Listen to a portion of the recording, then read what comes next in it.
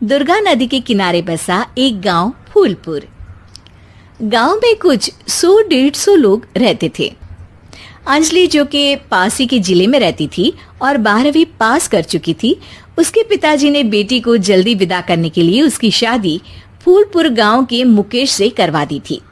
मुकेश कभी स्कूल नहीं गया था और इस कारण वो पढ़ा लिखा नहीं था और बाकी गांव वालों की हालत भी मुकेश जैसी ही थी। मुकेश के घर में उसके माता पिता भी रहते थे। सासू माँ, मैं बाहर मंदिर तक जा रही हूँ, आधे घंटे में आ जाऊंगी। अरे अभी कहीं जाने की जरूरत नहीं है, चुपचाप जाके रसोई में रात के खाने की तैयारी करो। और ये घूंघट क्यों हटा लिया है तुमने? क्या पता नहीं कि इस गांव में औरतें बिना घूंघट के नहीं रहती? रात में अंजलि छत पर जाकर अपनी मम्मी से बात कर रही होती है। तभी गांव की 3-4 औरतें उसे देख लेती है और दरवाजे पर आकर उसकी सास से शिकायत करने लगती है। और क्या हुआ? अरे छत पे तो देखो, आपकी बहू मटक मटक के किसी से फोन पर बात कर रही है। दिन भर फोन पे लगी रहती है। अरे कल तो मंदिर के पास वो क्या कहते हैं, सेल्फी ले रही थी। शहर की बहू रखना अच्छा शान की बात है, पर देखना इसके लक्षण से ये तो तुम्हारे परिवार को बदनाम ना कर दे। ये पहली बार नहीं था जब सास से गांव के लोगों ने अंजलि की बुराई या शिकायत नहीं की हो। अब तो ये रोज की बात थी। अंजलि ये सब सुन लेती है। जब वो नीचे जाती है तो मुकेश भी वहां आ जाता है। सास कहती है, बेटा, लोग घर आकर शिकायत करने लगे हैं बहू के कामों की। देख लो, पति हो, संयम से रखो इसे। माँ जी, मैं तो अपनी माँ से बात कर रही थी, क्योंकि यहाँ कोई बात करने लायक ही नहीं है और अब मैं माँ के पास ही रहूंगी। वहाँ क्या रहना, वहाँ बाहर के लोग तो ठीक है, पर घर के लोग भी इज्जत ना दे सके। अरे नहीं नहीं अंजलि, ऐसा नहीं है, धीरे धीरे सब ठीक हो जाएगा, तुम फिक्र ना करो।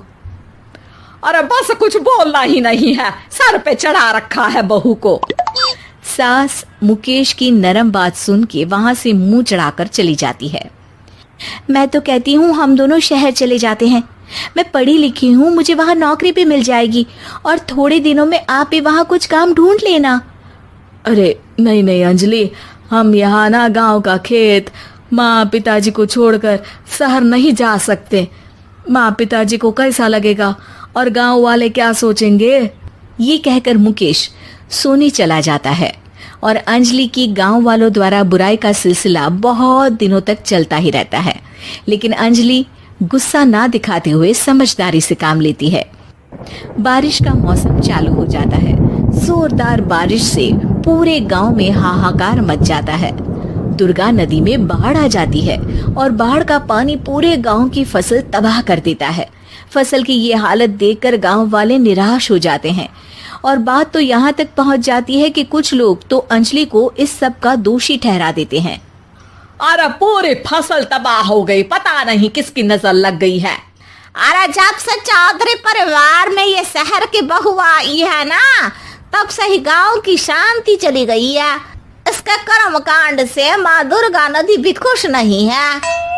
ये सब सुनकर बेचारी अंजलि रोते हुए अपने घर चली जाती है। कुछ दिन बाद सभी गांव वाले अपनी फसल का मुआवजा लेकर अपने अपने घर आते हैं। मुकेश भी 1500 लेकर आता है। अंजलि को जब पासबुक दिखाता है तो अंजलि हैरान हो जाती है। अरे, ये पासबुक में तो उन्होंने 4000 की एंट्री करी है और आपको सिर्फ 1500 दिए। सच में? अरे वो सरकारी अफसर आपको बेवकूफ बना रहे हैं। सरकार की तरफ से हमें 4000 मिले हैं, लेकिन बाकी का सारा पैसा खुद ही खा रहे हैं। आप लोग के अनपढ़ होने का फायदा उठा रहे हैं।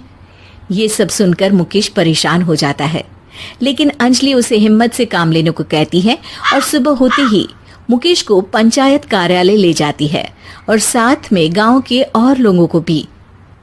आप सरकारी बाबू क्या गांव के लोगों को बेवकूफ समझते हैं? आपको क्या लगता है ये पढ़े लिखे नहीं है तो आप कुछ भी मनमानी करेंगे? ये बेचारे दिन रात इतनी मेहनत करते हैं, ये हमारे अन्नदाता हैं और आप इनके साथ ऐसा धोखा करते हैं। अरे क्या बके जा रही है ये लड़की, किस धोखे की बात कर रही है? अपने कांड करके नदी माँ को नाराज करके हमारा नुकसान करके इसे चैन नहीं मिला क्या? सरपंच जी, इन सरकारी बाबू ने मुझे बेवकूफ बनाया है और मेरे हिस्से के पैसे खुद चट कर गए। बस ये सुनते ही सरपंच वहां से दुम दबाकर भाग जाता है। पता चलता है कि जनपद अधिकारियों ने गांव के सरपंच के साथ मिलकर सबके साथ धोखा किया है। सब लोगों का विरोध शुरू हो जाता है और आखिर में अधिकारी सब गांव वालों के हिस्सों के बचे हुए पैसे उन्हें लौटा देते हैं और कई दिन तक सरपंच गांव में लौटता ही नहीं। अंजलि, तुम नहीं होती तो हम गांव वालों को तो पता ही नहीं चलता कि ये हमें हर बार बेवकूफ बनाते हैं। हाँ हाँ अंजलि बेटी, हमें माफ कर दो। हम सब तुम्हें बुरा भला कहते रहे, लेकिन तुमने ही आज हमें बेवकूफ बनाने से बचाया है। हमें तुम पर गर्व है बेटी। अब समझ आया कि सरपंच तुमसे नहीं, तुम्हारे पढ़े लिखे होने से नफरत करता था। क्यों ना इस बार हम अंजलि को ही सरपंच पद के लिए चुन ले? क्या कहते हो गांव वालों? पढ़ी लिखी सरपंच। बस पूरा गांव अंजलि के लिए ताली बजाता है और अंजलि की सास उसे खुशी से गले लगा लेती है। दोस्तों, अगर आपको यह कहानी पसंद आई हो तो कृपया इसे और भी लोगों तक पहुंचाएं। हमारे वीडियो को लाइक करें, शेयर करें और हमारे चैनल को सब्सक्राइब करना न भूलें। ऐसी ही और दिलचस्प कहानियों के लिए हमारे साथ जुड़े रहें। नई कहानी के साथ अगली वीडियो में मिलत।